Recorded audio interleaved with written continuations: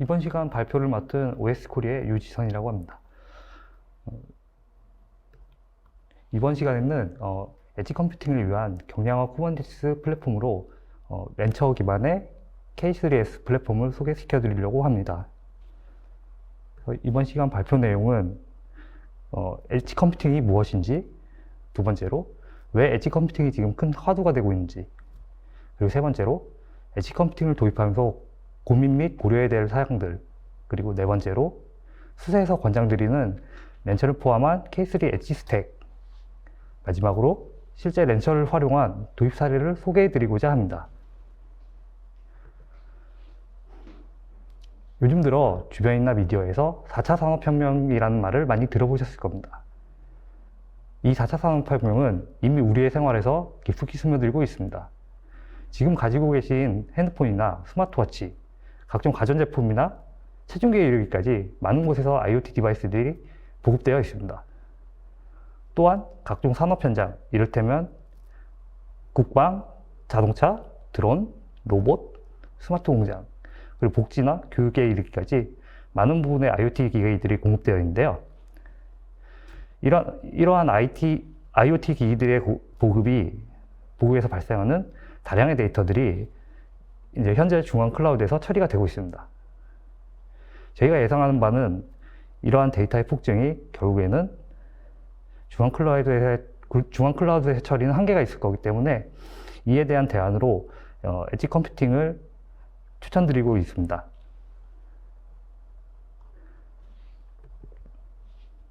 네, 다음으로 엣지 컴퓨팅이 무엇을 지칭하는지 살펴보겠습니다.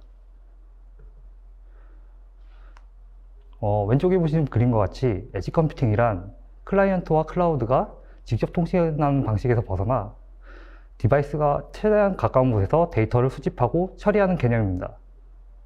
즉, 엣지 컴퓨팅은 유저 입장에서 데이터는 멀리에 위치한 코어 단계까지 하지 않고 가까운 곳에서 처리되기 때문에 보다 더 빠른 피드백을 받을 수 있는 장점을 취할 수 있습니다.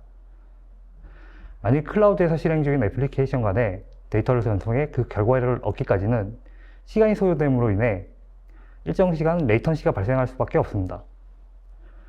반면 엣지 컴퓨팅은 데이터를 중앙 서버로 보내지 않고 엔드포인트 근처에서 수집 및 처리를 수행하기 때문에 그 결과값을 현장에서 바로 사용할 수 있고, 그렇기 때문에 즉각적인 조치가 가능해집니다. 이 내용 후반부에 엣지 컴퓨팅을 취함으로써 얻을 수 있는 장점에 대해서도 좀 더 살펴보도록 하겠습니다. 다음으로 엣지에 대한 구분을 간략하게 설명드리도록 하겠습니다. 엣지에 대한 구분은 엣지 인프라의 위치에 따라 엣지 환경을 크게 세 가지 논리적 영역으로 분할할 수 있습니다. 이 장표의 그림과 같이 니어, 파, 타이니 엣지로 구분이 되어 있는데요.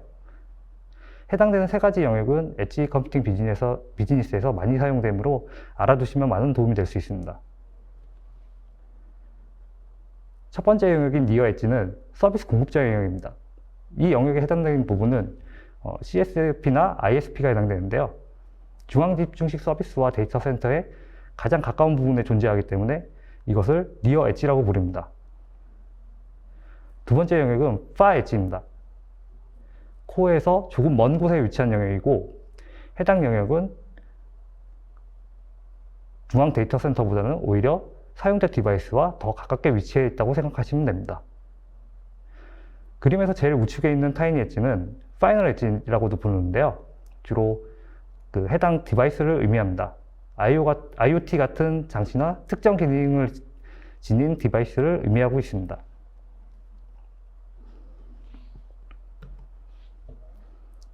다음으로 이 니어, 파, 타이니 엣지가 영역별로 어떠한 산업 구분에 해당되는지 살펴보도록 하겠습니다. 첫 번째로 니어 엣지 티어는 코어 또는 지역 데이터 센터와 최종 단계 액세스 사이에 위치해 있으며, 일반적으로 통신사 또는 인터넷 서비스 제공업체가 소유하고 운영합니다. 해당 제공업체는 이 티어로부터 여러 고객에게 서비스를 제공하고 있습니다.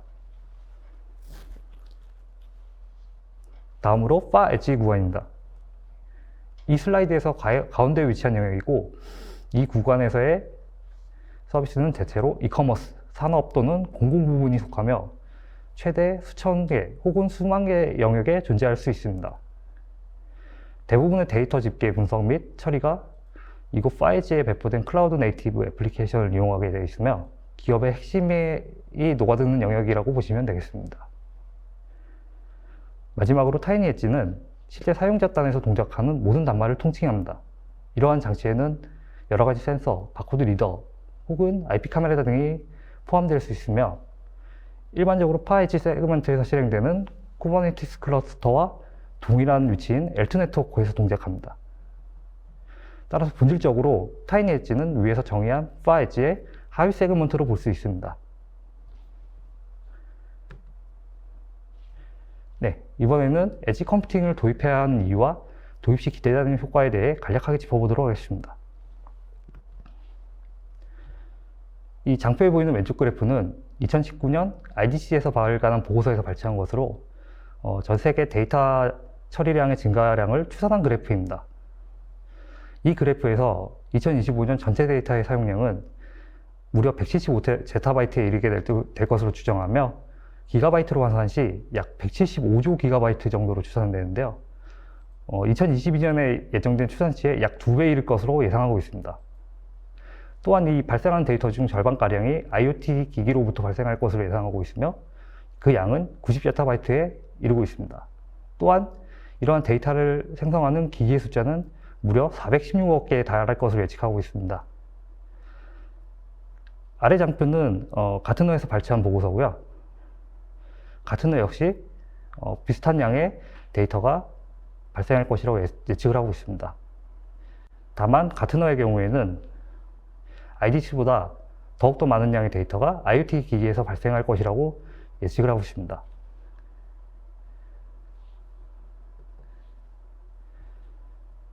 네, 이와 같이 IoT 환경에서의 데이터의 증가량은 포괄적일 것이며 이 모든 데이터를 중앙 클라우드에 처리하는 것은 역부족일 것입니다.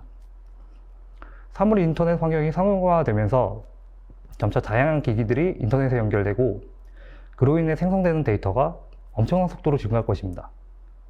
이처럼 다양한 경로와 기기에서 생성된 사용자 데이터를 처리 및 분석하기 위하여 직접 데이터 센터를 통하는 것은 많은 시간과 비용을 필요로 하게 될 것입니다.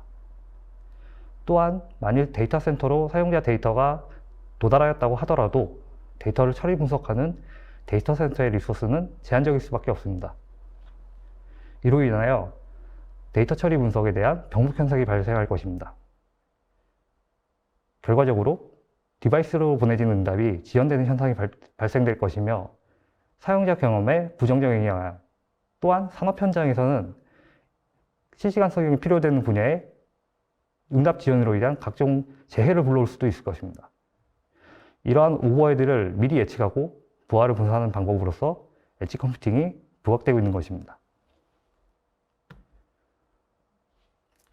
엣지 컴퓨팅을 사용하시게 되면은 보시는 바와 같이 크게 4가지의 장점이 있다고 생각됩니다. 데이터 처리 분석을 엣지로 이동하면 시스템의 응답 속도가 향상되어 자율주행 혹은 스마트 공장, 스마트 국방과 같은 실시간성이 요구되는 환경에서 더 빠른 트랜잭션과 처리 결과를 제공할 수 있습니다. 아울러 중앙 클라우드로 전송하는 네트워크 트래픽의 양을 현저히 줄여서 이에 필요한 리소스와 비용을 절감할 수 있습니다. 또한 줄어든 네트워크 트래픽으로 인하여 네트워크 인프라의 부하를 줄이게 되고 데이터 보존 측면에서도 각각의 엣지 영역에 데이터를 분산 저장하게 되어 만일의 데이터 유실에도 피해를 최소화할 수 있습니다.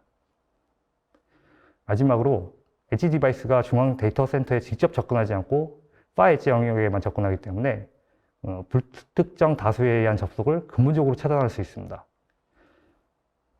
이를 통하여 중앙 데이터 보안 및 안정성을 더욱더 향상시킬 수 있습니다. 예, 이렇게 장점이 많은 엣지 컴퓨팅이지만 시장에서의 위치는 아직 도입의 초기 단계라고 말씀드릴 수 있습니다. 그래프에서 보이시는 것처럼 엣지 컴퓨팅은 아직 인트로덕션 단계에 위치해 있기 때문에 성숙이 더 필요한 단계로 보여집니다. 하지만 그만큼 앞으로 더 폭발적인 성장력을 보여줄 수 있을 것이라고 생각합니다. 이런 초기 단계의 엣지 컴퓨팅을 보완하기 위해서는 이미 성장 단계와 성숙 단계에 있는 쿠버네티스와 리눅스 배포판을 효율적으로 도입하고 정합하신다면 엣지 컴퓨팅 영역을 더욱 빠르게 상용 수준으로 활용하실 수 있을 겁니다. 이러한 엣지 컴퓨팅의 성장세를 이어가기 위해서는 다양한 기반 인프라의 발전과 더불어 IoT 디바이스의 발전도 필요할 것입니다. 지속적으로 해당 산업군에 어떠한 새로운 기술과 도입 사례가 나오는지 지속적인 관찰이 필요할 것으로 보입니다.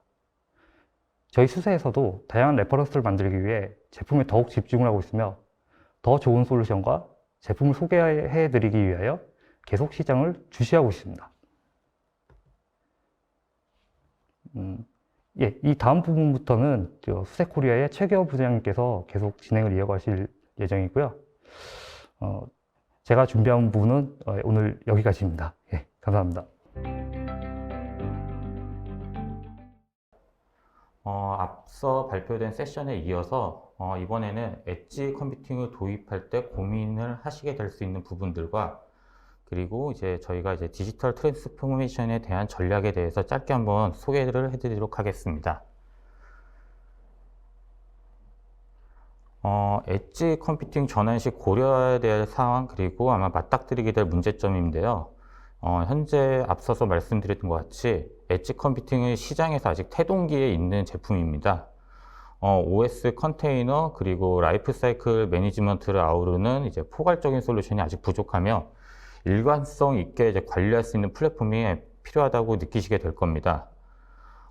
그리고 다양한 환경에서 동작하는 멀티 클러스터를 사용하시게 될 텐데요. 각각의 환경에 맞는 보안 규정에 대한 준수도 필요합니다.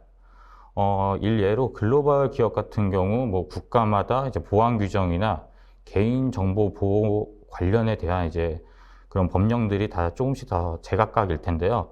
이런 것들을 반드시 준수는 또 해야 될 것입니다.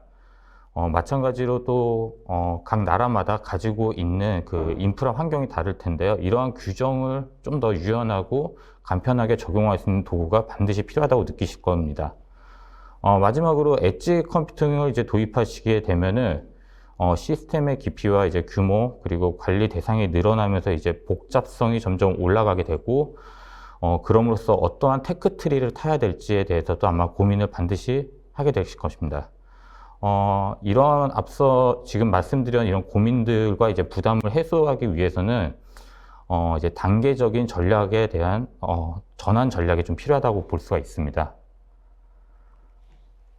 저희가 좀 준비를 해봤는데요. 엣지 컴퓨팅 전환은 아마 타 벤더나 아마 타 사이트에서도 보신 것 같이 이런 전환 작업은 점진적으로 이루어지는 것을 권장을 하고 있습니다. 우선 레거시 시스템에서 사용하시던 OS를 좀 떠나서 배포판 리눅스로 전환하는 것도 필요할 거고, 그리고 베어메탈이나 가상 서버에서 운용하던 어플리케이션을 컨테이너로 전환시키는 작업도 필요할 거고, 이렇게 전환된 컨테이너들을 다시 구동하기 위해 오케스트레이션이 필요할 텐데, 그래서 다시 쿠버네티스가 필요할 거고, 그리고 이러한 쿠버네티스의 어플리케이션을 띄우고, 그리고 클라우드 네이티브 방법론을 도입해서 확장, 복제, 그리고 최종적으로는 이 엣지 컴퓨팅 환경으로의 전환으로 가는 방안을 저희가 제시를 하고 있습니다. 이러한 전환에서 필요한 것이 가상화나 베어메탈에서 운영되던 어플리케이션의 컨테이너. 이 점이 가장 많은 난제가 될 것 같고요. 이걸 좀 더 스텝별로 한번 살펴보도록 하겠습니다. 저희가 제안하는 디지털 트랜스포메이션 전략은 총 4단계로 분류를 했고요. 첫 번째는 앞서 말씀드린 것과 같이 레거시 시스템에서 표준 리눅스 플랫폼으로 변경이 반드시 필요합니다. 왜냐하면 레거시 운영 체제를 기반으로 운영을 하시다 보면은 생산성이나 시스템 유지를 하는데 계속적으로 비용이 많이 들게 됩니다. 그러므로 그 라이프 사이클이 길고 그 기간 동안에 라이프 사이클 기간 동안에 확실한 지원이 보장되며 국제적으로 많이 쓰고 그리고 표준적으로 쓰는 리눅스 배포판을 채택을 권장드립니다. 다음으로는 그 어플리케이션의 컨테이너인데요. 컨테이너를 통해서 어플리케이션의 구성 요소 및 종속성을 모든 환경에서 일반된 방법으로 실행할 수 있다는 점입니다. 이를 통해 여러 환경 간에 실행되는 어플리케이션에 대해 워크플로우를 쉽게 구축할 수 있기 때문에 컨테이너 런타임이 있는 모든 환경에서는 이 컨테이너를 올려서 사용하실 수가 있게 될 것입니다. 그리고 마찬가지로 이런 컨테이너가 되면 이제 성능과 안정성 면에서도 약간 좀 일관성을 가질 수도 있고요. 그리고 규모나 이제 상황이 변하게 된다면은 서비스를 이제 쉽게 확장 및 축소도 할 수 있습니다. 그 다음으로는 컨테이너를 지났으면 이제 쿠버네티스의 도입도 필요하게 될 텐데요. 조직 전체와 클라우드에 더 많은 컨테이너가 배포됨에 따라 데브옵스 팀은 이제 컨테이너를 추적하고 대규모로 배포하고 이제 관리할 수 있는 방법이 필요합니다. 즉 오케스트레이션 할 수 있는 방법이 필요할 텐데 이 쿠버네티스를 사용하게 되면 이러한 컨테이너 관리 그리고 복잡성을 낮추어서 좀 더 쉽게 손쉬운 방법으로 운영할 수 있지 않을까 생각이 됩니다. 개발 및 운영팀은 쿠버네티스를 사용해서 생산성을 높이고 비용과 위험을 줄일 수 있게 되겠죠. 마지막 단계로는 클라우드 네이티브 방법론입니다. 이 방법론에 대한 적용은 클라우드 네이티브 기술을 통해 조직은 이제 퍼블릭이나 프라이빗, 하이브리드 클라우드, 엣지와 같은 이제 현대적이고 다이나믹한 환경에서 확장 가능한 어플리케이션을 구축하고 이제 실행할 수 있게 되겠습니다.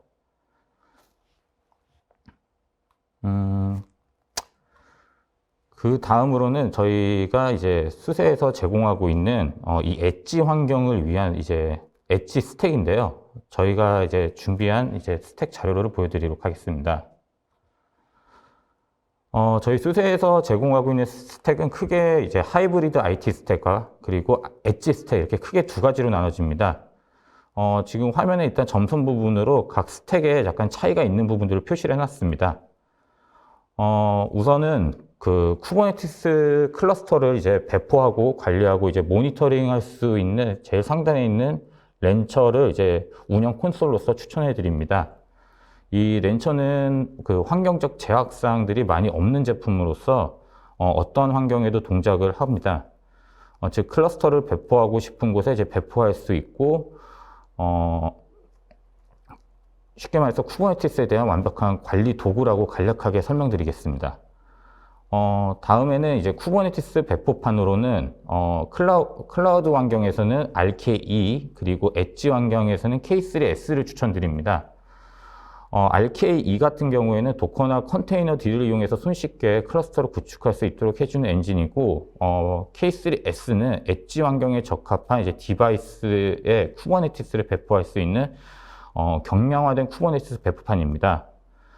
그 다음은 롱온인데요. 롱온은 이제 쿠버네티스의 컨테이너 데이터를 손쉽게 관리할 수 있는 분산 스토리지 솔루션입니다.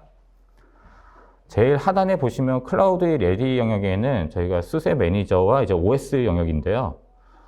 수세 매니저 같은 경우에는 OS 인프라를 관리할 수 있는 툴이라고 보시면 되겠습니다. 이 수세 매니저의 가장 큰 특징은 리눅스, 이제 다양한 리눅스 배포판이 있을 텐데, 이런 다양한 리눅스 배포판에 대해서 관리가 된다는 가장 큰 장점을 제공하고 있습니다. 그리고 OS 영역에서는 수세 리눅스 엔터프라이즈 서버와 그리고 엣지 영역에서는 이제 수세 리눅스 엔터프라이즈 마이크로, 저희는 이제 슬래스와 슬랩 마이크로라고 부르고 있는데요. 이 OS들을 이용해서 쿠버네티스가 올라갈 수가 있게 되겠습니다. 그러면 제일 상단에 있던 렌처에 대해서 조금 설명을 해드리도록 하겠습니다. 앞서 말씀드린 것과 같이 렌처 같은 경우에는 이제 제약사항이 좀 많이 없는 제품입니다. 특히 가장 하단 부분에 있는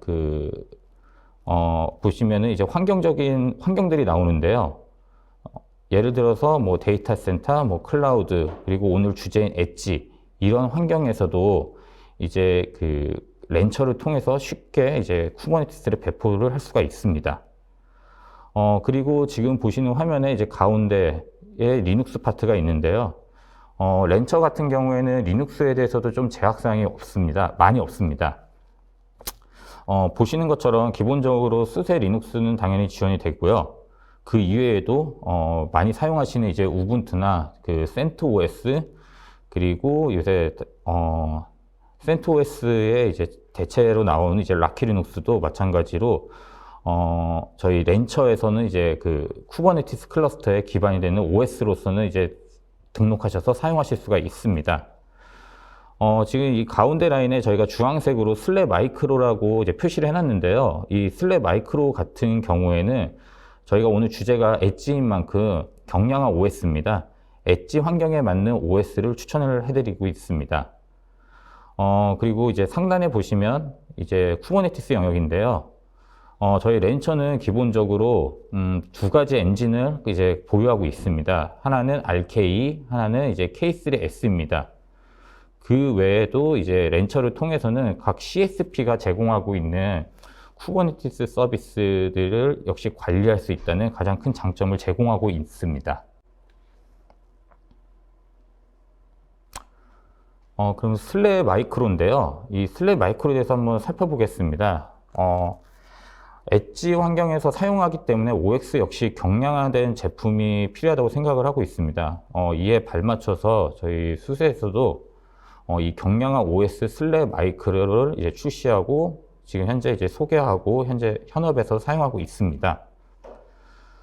이 슬랩 마이크로는 엔터프라이즈급의 이제 하드닝 요소들을 이제 활용하고 있고요. 그리고 현대적이고 좀 안전한 임미터블 OS 플랫폼이라는 장점을 가지고 있습니다. 결과적으로는 이 OS를 이제 사용이 간편하고 즉시 이제 사용이 가능한 동급 최고의 규정 준수를 제공하는 안정적인 인프라를 구축할 수 있는 솔루션이라고 생각되고 있습니다. 이 슬랩 마이크로의 그 주된 특징으로는 저희 이제 슬래스 엔터프라이즈 서버가 가지고 있는 커널과 동일한 커널을 이제 제공을 하고 있습니다. 즉 안정성이 확보되었다는 점이 가장 큰 장점이고요. 두 번째는 그 FIPS나 STIG 같은 이제 보안 규격을 모두 인증받았기에 현업에서도 사용하실 수 있게 프로덕션 환경에서도 사용 가능하게 신뢰할 수 있는 보안성을 이제 제공하고 있다는 점입니다. 알다시피 이 엣지에서 사용하는 것처럼 이제 경량화 OS인 만큼 기존 X86에도 이제 사용이 가능하지만 저전력을 요구하는 ARM 기반의 이제 라즈베리 파이에서도 이제 구동이 가능하다는 점이 큰 장점이 되겠습니다. 그 다음은 이제 경량화된 쿠버네티스 이제 K3S인데요. 엣지에 걸맞게 이제 경량화된 쿠버네티스로 이제 저희 SUSE에서는 이제 K3S를 이제 제안하고 있습니다.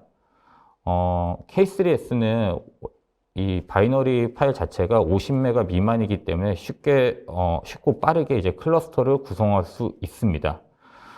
리소스가 제한되거나 뭐 위치적인 이제 로케이션에 대한 제한, 그리고 IoT에 최적화된 이제 쿠버네티스 구성할 때에는 이 K3S를 이제 적극적으로 권장을 하고 있고요.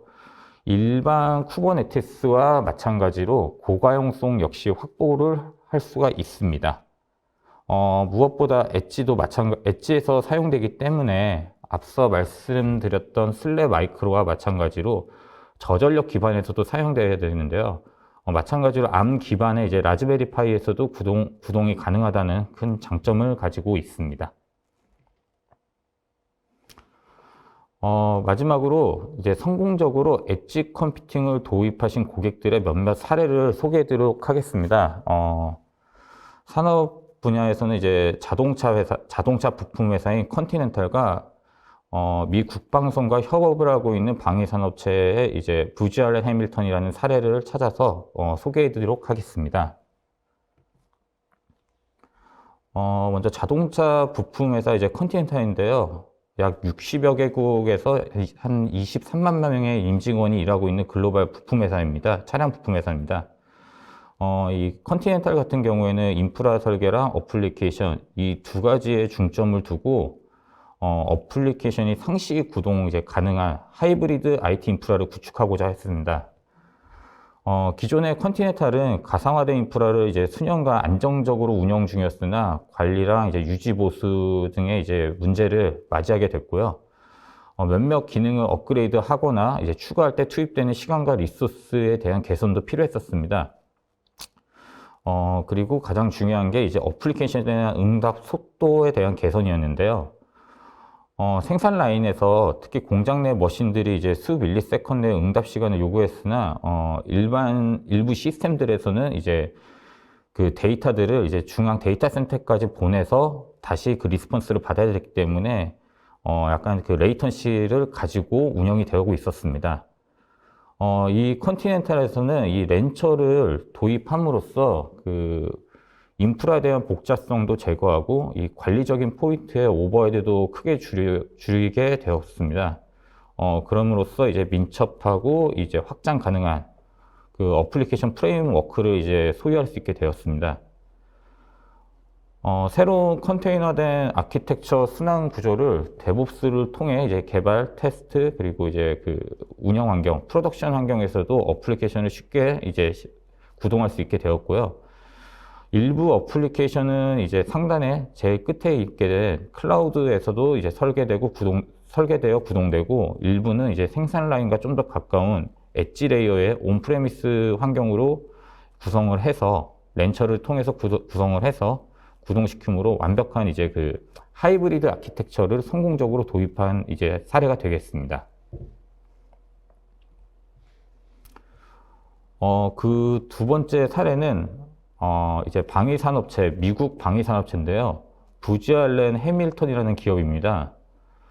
이 기업이 어떻게 엣지를 도입을 하게 되었고, 그래서 어떤 혜택을 좀 이루었는지를 소개해 드리도록 하겠습니다. 이 부지 알렌 해밀턴 자체는 오픈소스를 이용해서 비즈니스를 하고 있는 이제 미국 방위 산업체인데요.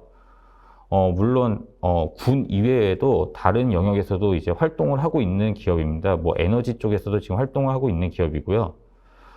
이 기업은 이제 전투원들, 이제 현장 요원들에게 이제 전쟁에서 정보 우위를 제공하기 위한 기술 솔루션을 제공하고 있는 회사입니다. 부주엘러는 이제 혁신적인 엣지 컴퓨팅을 도입함으로써 스마트 엣지라는 자체적인 솔루션을 스마트 엣지라는 이름으로 자체적인 솔루션 서비스를 제공하고 있습니다. 스마트 엣지 솔루션 같은 경우에는 이 K3S 기반으로 구성이 되어 있고, 실시간으로 데이터를 수집하고 수집 시점에서부터 분석을 수행해서 빠르고 필요성이 이제 점점 그런 현장에서의 필요성이 점점 증가함에 따라 빠른 의사 결정을 내릴 수 있도록 그런 통찰력이 있는 시스템이 필요했습니다. 이 스마트 엣지가 활성화하고 이제 수행하는 분석을 통해 부대는 운영 결과를 이 운영 결과에 대해서 이제 피드백을 개선하고 임무 성공 확률을 높이는 실시간 데이터 기반의 결정을 내릴 수 있게 되었습니다. 이 부지 알렌 해밀턴 같은 경우에서는 현대 전쟁에서 데이터 수집과 분석 속도가 가장 중요하다고 판단을 합니다.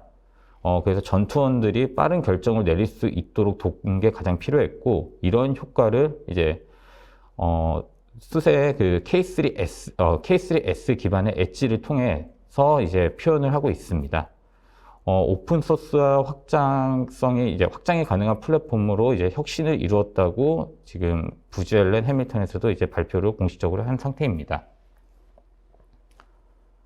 이것으로 이제 저희가 준비한 레퍼런스로 이제 발표를 마치겠습니다. 그리고 추가적으로 렌처에 대해서 좀 더 알고 싶거나 이제 트레이닝이 좀 필요하시거나 트레이닝에 대해서 궁금하신 분들은 저희 이제 렌처 정규 교육 과정을 소개해 드리도록 하겠습니다. 멀티 클러스터 쿠버네티스 구성과 운영을 위한 이론, 그리고 이제 실무 지식을 렌처 전문가를 통해서 배우실 수 있는 국내 최초 교육 과정이 수세 골드 파트너 OSC 코리아에서 개설이 되었습니다. 우측 상단의 QR코드를 이제 스캔하시거나 교육센터로 연락을 주시면 되겠습니다. 그리고 마찬가지로 렌처 트라이얼 리퀘스트인데요. 수세에서 이제 렌처 트라이얼을 신청을 하시고, 지금 좌측에 보시는 QR코드를 스캔하셔도 저희가 이제 그 리퀘스트를 받을 수가 있습니다. 만약에 여러분이 신청을 하시면 수세 코리아에서는 담당자가 필요한 정보를 가지고 이 렌처 트라이얼에 대해서 명확하게 안내를 해드릴 예정입니다. 감사합니다.